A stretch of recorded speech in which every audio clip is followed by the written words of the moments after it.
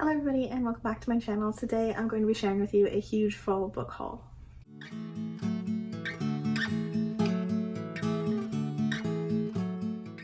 So it's been a little while since I've posted a sit down video, and that's just because I haven't really been reading a whole lot in the last little while, so I haven't had a whole lot of books to talk about, to be perfectly honest. Adjusting to a fall where I'm not in school and just working has been a little tough for me. It's so weird not being in school right now, and I've been bombarded with applications for my PhD next year, grant applications that took forever to work on, and then just adjusting to a full-time opening shift at the gym that I work at. It's just been a bit of a time, so this is the first time I've had a chance to really sit down and film, so I'm really excited to share these books that I've acquired over the last few months. Actually, I haven't done a book haul since spring, so this is a good chunk of the books that I've bought in the last few months.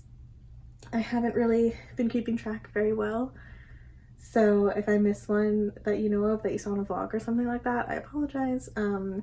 This is just the ones that I could pick out. There's over 20 books here, I think, and it's a bit of a stack, so let's just get into it. So the first book here is one that I got just a couple weeks ago, and it is The Extremely Inconvenient Adventures of Bronte, Metalstone by Jacqueline Moriarty. I saw this on Lexi's channel. She was doing a readathon where she was deciding to read this, and it just looked so cute. So this is a middle grade book about Bronte Metalstone, who is 10 years old, and she just found out that her parents were actually killed by pirates.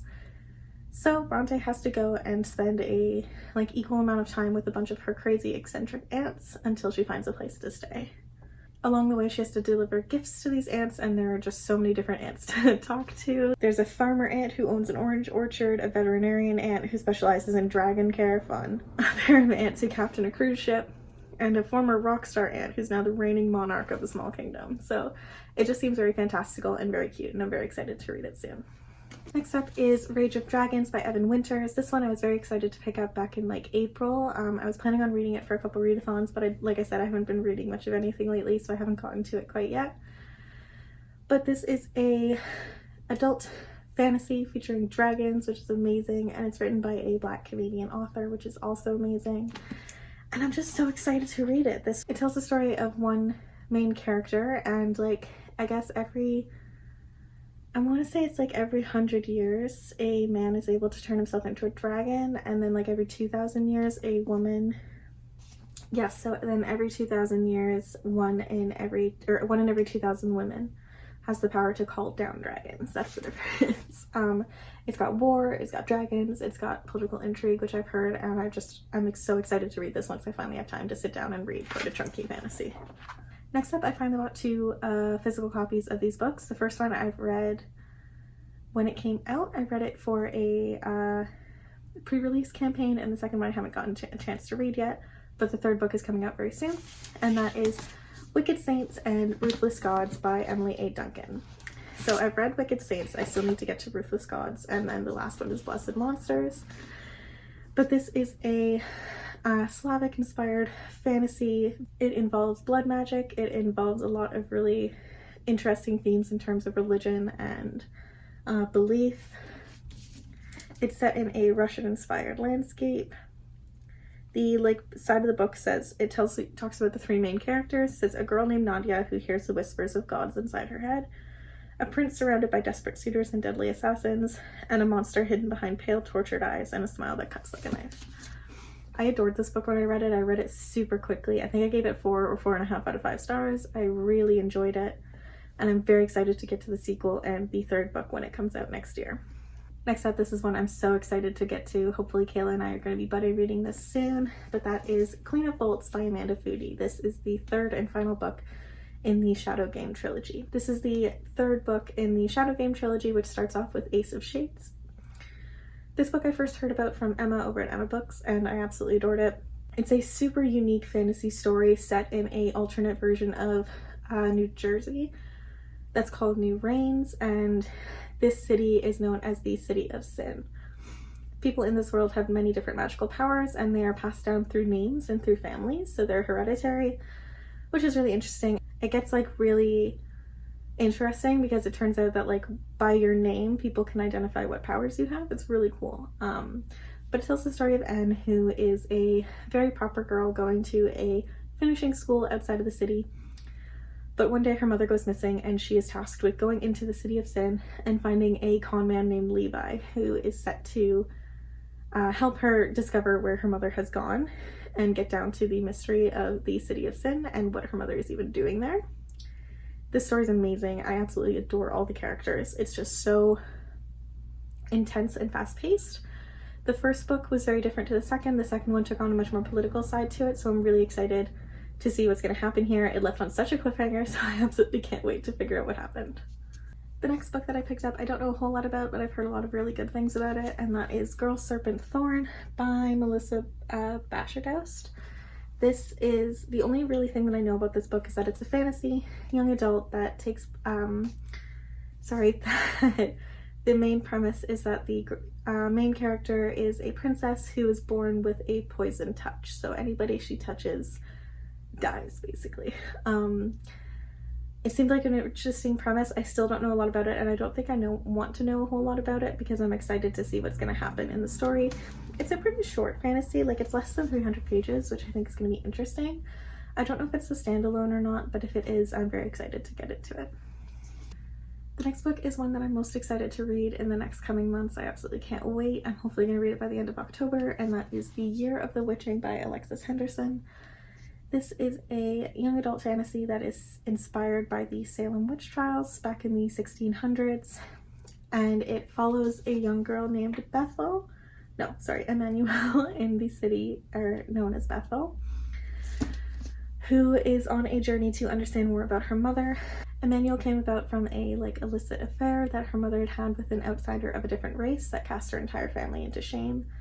She ends up going on a mission to go into this forest where they had historically burned and tried a bunch of witches for witchcraft, and she stumbles upon the ghosts of these witches, which give her the journal of her dead mother, and she is forced to confront the different truths that she's learning about her church and about the history of this world and these witches and the history of her mother. Super excited about this. I'm hopefully going to be writing my PhD dissertation on witches in witchcraft and literature, so this is right up my alley and I absolutely can't wait to read it. Next up is a book I'm very excited to read. I've heard great things about it from Kayla and a few of my other friends, so I'm really excited about it, and that is Ray Bear by Jordan Ifuko. This is a high fantasy that tells the story of Teresai, who has been raised on the outskirts of this kingdom by just a woman known as the Lady.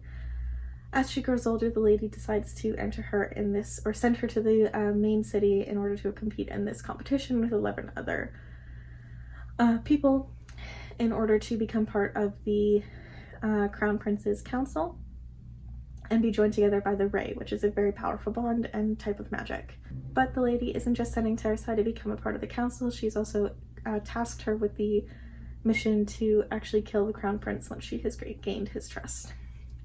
This sounds amazing. I love stories like this where it's kind of like I'm determined to kill you, but maybe I'm going to fall in love with you. I'm hoping that's what's going to happen, or similar story types. I'm really excited about this. I've heard it's a fantastic story and I can't wait to read it. Next up is another purchase that I've been meaning to make for a long time, but I don't know why I haven't bought it until recently. I'm very excited about this. Again, Kayla raves about this book and many others that I know have adored this book. I've loved books by this author before, so I'm very excited to finally read The Gilded Wolves by Roshni Chokshi. This book takes place in the 1800s in Paris, and it follows a ragtag group of characters who are set on pulling off this type of heist. The main character is named Severin, and he is a hotel manager, I guess, and a treasure hunter, and he is coerced by this group called the Order of Babel, to steal this magical artifact. And so he puts together a group of many mismatched characters, including an engineer with a debt to pay, a historian banished from his home, a dancer with a sinister past, and a brother in arms, if not blood.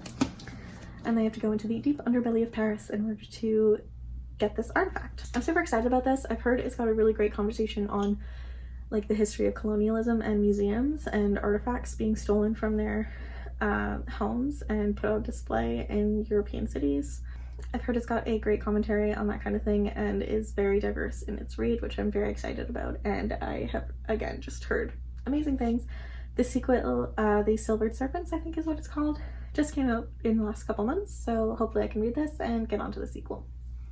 Next up, I bought 2 thrillers by Ruth Ware. The first is The Death of Mrs. Westaway and then The Turn of the Key.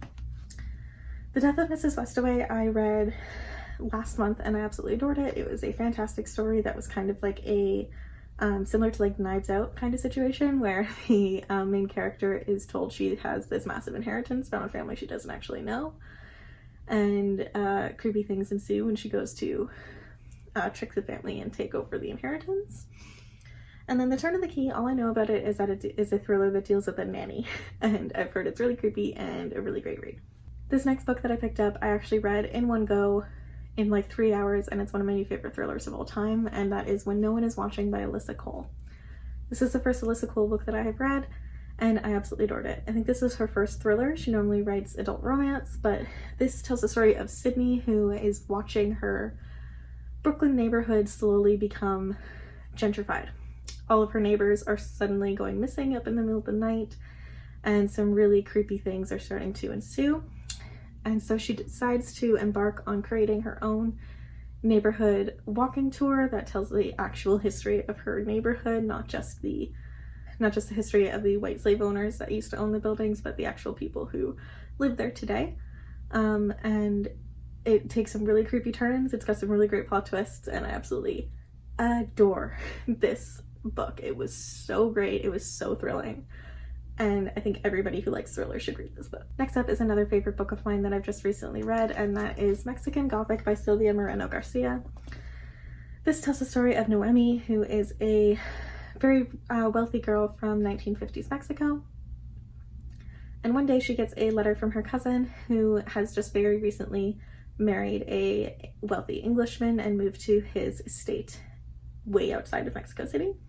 The letter is basically saying that her cousin thinks her new husband has tried to poison her and that the house is coming alive and is very terrifying. So Noemi goes and tries to get to the bottom of it, and she goes to stay with her cousin at her new home.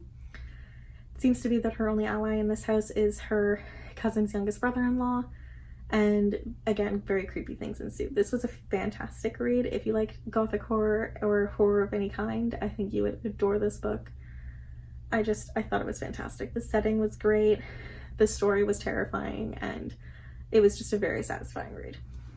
Next up is another thriller, and this is The 7 Deaths of Evelyn Hardcastle by Stuart Turton. This is another similar, like, Clue-esque Victorian Agatha Christie thriller, like whodunit kind of thriller, but it's got a little bit of a twist to it. This tells the story of Evelyn Hardcastle and her death, but it is told from the point of view of an unknown character who every single day they wake up in the body of another guest at this house, and by midnight Evelyn Hardcastle has died. They rotate through between, I think, 8 different house guests in order to try and determine who kills Evelyn Hardcastle by the end of the night. It's described as like an Agatha Christie murder mystery meets Groundhog Day, which is a really interesting idea. I started this book, but I'm not really in the mood to read it right now, so I'm putting it down, but so far I've really been enjoying it. It seems like a really interesting story, and I can't wait to finally finish it. Next up is a book I'm very excited to read, and that is City of Brass by S.A. Chakraborty. This tells the story of Nari, who is a con woman living in 1800s Cairo, who one day accidentally releases a menacing Jinn warrior and is taken to the legendary City of Brass. The story I've heard is incredibly magical and a fantastic adult fantasy. I am just so excited to read this. It's been on my radar for a long time, but I haven't picked it up. Again, I'm reading it on a recommendation from Kayla, and again, I've heard nothing but fantastic things about it. For the entirety I've been on BookTube, and even before I started making videos, it's been on my radar. So again, I'm hoping to actually read it this month. I'm about to start it, really, and I'm so excited to finally get into such a great story. Now that this trilogy is complete, I can binge read it and absolutely adore it. Next up is the newest purchase that I have made, and this is a book that I haven't really heard anything about, but I saw it on the Indigo website and I was really intrigued. And that is Anxious People by Frederick Backman. This tells the story of, how many? The description on the inside says it's a poignant comedy about a crime that never took place, a would-be bank robber who disappears into thin air, and 8 extremely anxious strangers who find they have more in common than they ever imagined. Basically, a bank robber decides to pull a heist, and he accidentally takes hostage 8 different people in this apartment complex, and I've heard it described as like each different person, again, is a very anxious person in different ways. They have different problems that they're dealing with, different ideas in their head, and they're like so annoying that the bank robber is absolutely dying. Like, he's just like choosing between giving himself up and staying in this room with all these people who are driving him crazy. And I think that's going to be really interesting. I've heard a lot about Frederick Backman's other book, Beartown. I've heard it's a great book. And so I'm really excited to give this a go. I think this is his newest release. Next up is a highly anticipated pickup for me. Again, another recommendation from Kayla, and that is The Poppy War by R.F. Kuang. I'm so excited to read this. I've heard actually not a whole lot about the plot, to be perfectly honest. I don't really know what it's about, except that it's about East Asian history. It draws on the Second Sino-Japanese War as inspiration, but it is a high fantasy adult book that I am just so excited to read. I've heard this book is so atmospheric and the story is incredible. I've heard the characters are amazing and ones that I will fall in love with very quickly. So this is next up on my list after City of Brass. Hopefully, again, I can finish it by the end of the month. And again, the trilogy is complete, so I can binge read it as soon as I can. Next up is one of my most highly anticipated releases of this year, and that is A Deadly Education by Naomi Novik. Naomi Novik has written Uprooted and Spinning Silver, 2 of my favorite reads, and she writes amazing fantasy standalones. This takes a different twist to it though. This is a story about a magic school, magic academy, which always makes me excited. But in this one, if you fail, you die, so that's an interesting twist to it. And again, that's all I really know about it. I've heard it's very much like dark academia themed, and again, I love Naomi Novik's writing, so I have very high expectations for this, and hopefully again can read it by the end of the month because it's a great spooky season read. I actually have another Ruth Ware book that I picked up recently, and this is her newest release, One by One. This tells the story of a group of people who are snowed in at a rustic ski chalet in the French Alps when one of them dies. Turns out this group of people who are super tense around each other already end up getting completely snowed in, and one of their troopers doesn't actually make it back from their ski trip.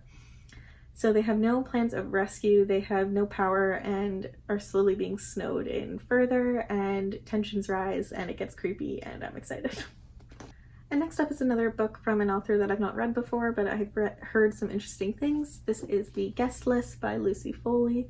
This tells the story of a remote Irish wedding where there are not very many guests at this wedding on a very remote island in Ireland. And again, there's another one of those murder mystery whodunit situations where somebody dies and they have to go through the guest list to try and figure out who did it. The last line in the description says, "Everyone on the island has a secret, everyone has a motive, and someone won't leave this wedding alive." Again, I'm loving the spooky, cozy mysteries right now, and I'm a huge fan of Agatha Christie, but I don't have a ton of hers ready to read. So I'm excited to read some that are kind of Agatha Christie-esque, I should say. But again, it's another cozy whodunit mystery, and I can't wait to read it this season. Thank you guys so much for watching. I hope you enjoyed this book haul. If you've read any of the books that I have mentioned, please let me know down in the comments below, or let me know your most anticipated read for the rest of the fall season. If you like this video, please give it a thumbs up because it really does help my channel, and if you're new here, please subscribe. I put out new videos every week that are bookish and writing related, and I hope you guys have a lovely day. Bye bye.